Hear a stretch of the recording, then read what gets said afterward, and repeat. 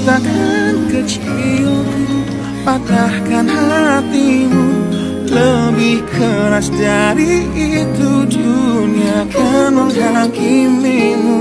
Ku bentuk dirimu menjadi engkau hari ini. Kau harus kuat, kau harus hebat, permata hatiku.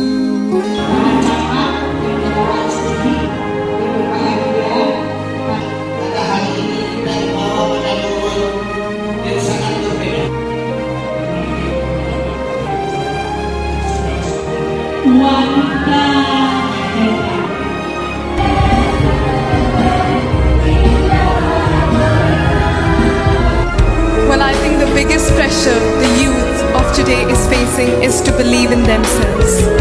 To know that you are unique and that what makes you beautiful. Stop comparing yourselves with others and let's talk about more important things that's happening worldwide.